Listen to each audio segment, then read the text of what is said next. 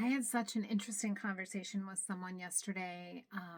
We were talking about resentment, and she said that she feels a great sense of resentment about having to do things to take care of her body. And I thought, yes, I think we all do at some point along our journey, this sense of like, why do I have to do this? Like, why do I have one more task that I'm responsible for? And why is it all on me? And that resentment, at least in my case, came out of the fact that I really saw my body as a burden.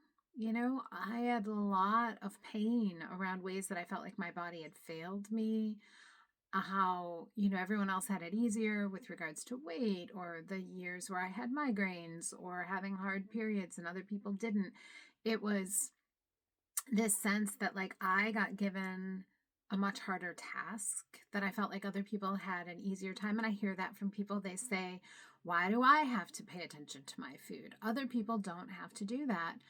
And by the way, to that, I always say, you don't know what all they're doing. Like, you don't know if they're pounding antacids or have silent inflammation growing, but they're so body disconnected that they don't even feel it, or they're popping Tylenol every day, or they're, they feel super anxious, or they feel like they need antidepressants, or you have no idea. So that's the first thing. But the thing is that the sacredness of us is what's missing from that conversation. If we were being taught that our body, what our body really is, which is literally the spoken language of God, if we were being taught that our body was the spoken language of God, well, we wouldn't shy away from working at that relationship. But we're taught it's this random association of cells and processes, and that's honestly not very interesting.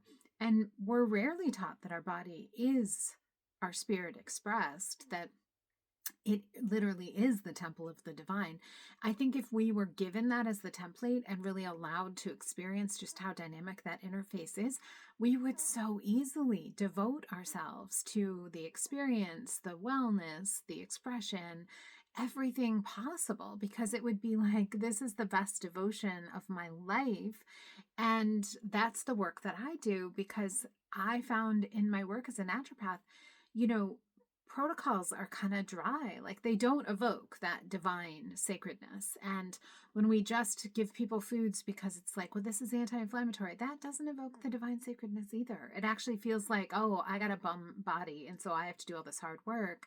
So if you're feeling resentment, just please know everybody does. And it's just a sign that the way you've been taught about healing or food or loving on yourself has not included the true sacredness. And I'd love to introduce you to the path of the true sacredness within.